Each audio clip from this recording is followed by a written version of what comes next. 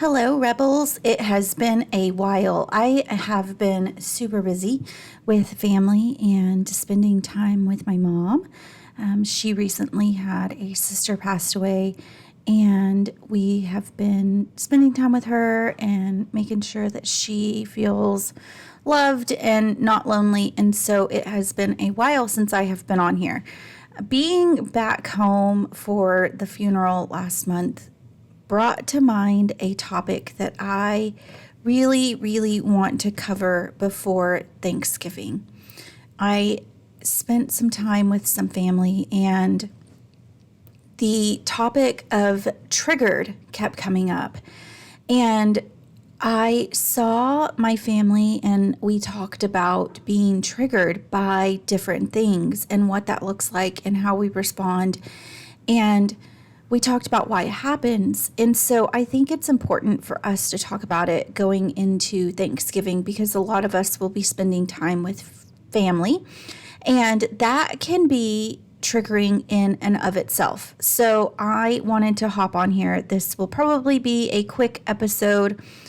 If I ramble, I'm sorry. I don't really have a script prepared like I normally do, but I thought it was so important to talk about triggers. We are going into the holiday season, and with the holiday season is stress and family. And that can be a perfect storm of disaster for a lot of us.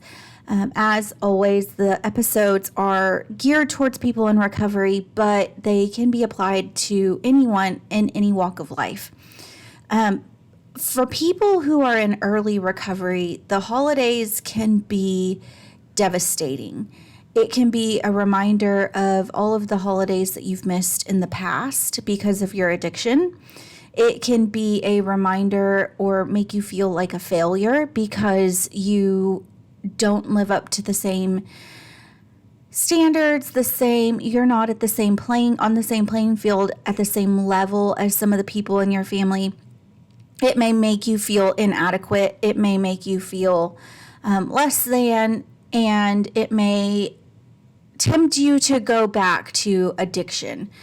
You may think, well, what's the point? I'm never going to live up to their standards. I'm never going to be as good as so-and-so, so why do I even try? And I want to tell you that that is crap, and it's not true. It will take time, it will take hard work, it will take effort, but you can get back to wherever it was that you were before addiction took your life. And you can go beyond that. You can be in such a better place. I know I am. Years later, I am 17 years sober this year from meth, and I am 2 years sober from alcohol. And I can tell you it is slow going at first, but once you get the momentum going, you will see leaps and bounds of changes in your life, and you will be blown away, and you will be so glad that you didn't turn around and go back. So, what is triggered? Being triggered is when something sets you off. It can be a feeling, it can be an action, it can be a setting, it can be a smell, it can be a person, place, or thing that elicits a very strong emotional reaction from you. And it's usually something that is stressful to yourself, to your mind. And so your body will immediately go into fight or flight response. And so your heart will start pounding, your palms might start sweating. You can usually start to feel your temperature rise. You might get anxious and want to run away. You might want to fight. So that is the fight or flight response being activated because of this stressful situation or this stressful thing that has entered into your life. And so that is what a trigger looks like and feels like. But what causes it? So it's usually something that sets you off. It could be someone says the wrong thing and you feel immediately defensive. It could be fear response. You all of a sudden feel fear. It could be anger. It could be jealousy. It could be sadness. It could be embarrassment or shame. It is usually tied to an emotion. But more often than not, the thing that set you off is not the reason that you are reacting the way that you are. So let me give you an example. So I tend to be triggered when I am put on the spot about money. Yes. So I grew up in a very financially insecure home. We weren't poor. I had a trust fund from my dad's death, so technically I had money, but day-to-day life was stretched very thin on a regular basis. And my mom worked multiple jobs as a house cleaner, part-time jobs here and there.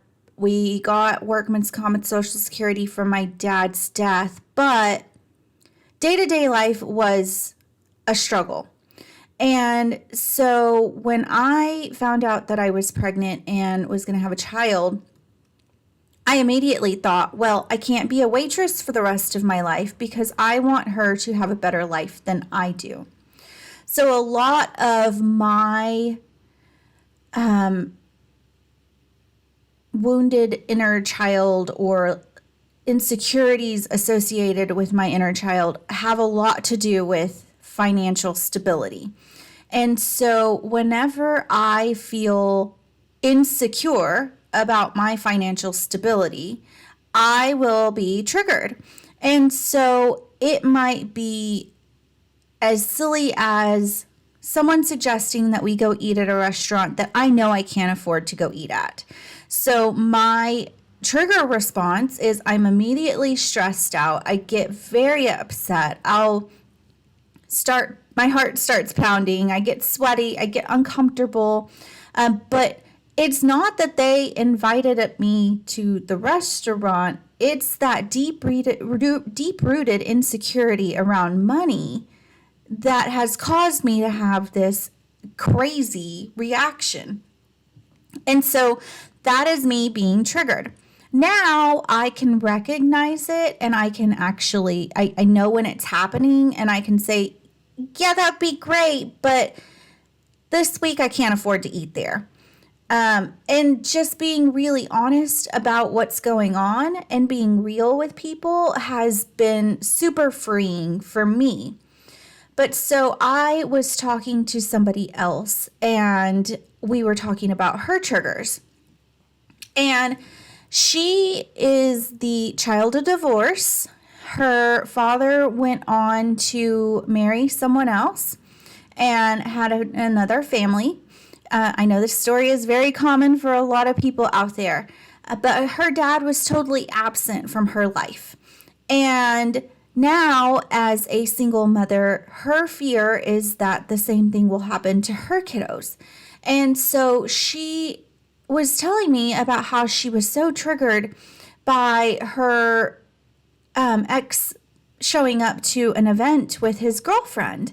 And she said, I realized that I was being triggered by the fear that my children are going to go through the same thing that I went through during my childhood. And I told her, I said, it's amazing that you can recognize that you're not mad at him for having a girlfriend. Instead, you're afraid that your children are going to go through the same thing that you went through. And now that you can put a voice and a name to the trigger of the trigger that caused you to be upset. Now you can talk to him about it, and the two of you can come up with a plan where he's still involved with his kid's life and y'all's kids don't get put on the back burner.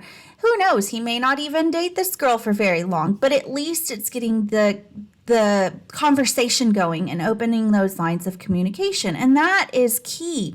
So when you start to feel triggered this week, because I'm sure it's going to happen for a lot of us, I want you to stop and realize what's going on in your body. Recognize the feelings. It's usually the heart racing, the temperature rising, the desire to run, hide, or fight. It's usually, you can feel your pulse start to race, you can feel your temperature rise, and you just generally feel emotionally out of control. When you start to feel that way, I want you to stop and ask yourself, why am I feeling this way? Is it really because someone asked me if I'm planning on going back to college? Is it really because someone asked me if I've found a job yet? Is it really because grandma asked if I was dating somebody? It's probably not.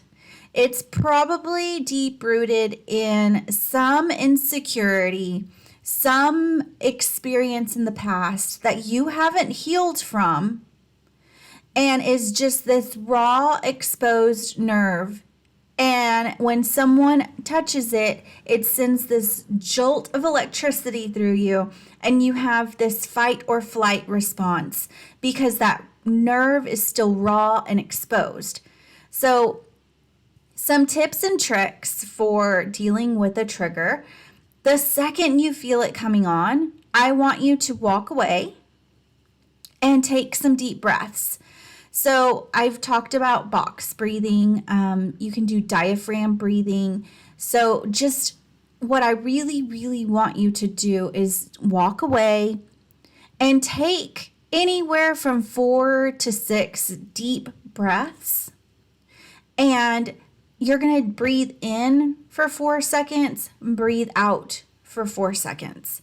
Box breathing is where you breathe in for 4 seconds, hold for 4 at the top, breathe out for 4, hold for 4 at the bottom with your empty lungs, and then repeat it 4 times. So the deep breathing is just, it resets your emotional brain and it calms your heart down so that you can make rational decisions, and it brings you out of that fight or flight zone. So deep breaths. And then I want you to, if you can, you may have to do it later, but write down what you were feeling and what sparked that trigger. Write it down so that later when you're alone, you can actually think about it, remember what it was, and actually start to drill down to the root cause of that trigger. Because until we can figure out why you had that fight or flight response, we can't start to heal it. We can't start to move past it. We can't start to try to forgive that thing in the past that's causing you to be triggered like that. So that's really important. Jot it down, put it in your phone notes. You don't necessarily have to stew on it or think on it right then. The important thing is to bring your heart rate down, calm down, put some space between you and whoever triggered you or whatever triggered you. Maybe go for a walk. You can try some calming hot tea. Talk to somebody, and really just give yourself some grace. Being around family and the holidays is so stressful. It can be so overwhelming. It brings up memories. It brings up pain. It brings up arguments over who was supposed to bring the cranberry sauce. But don't let it be ruined by a trigger from the past. Don't let the past crap on your present.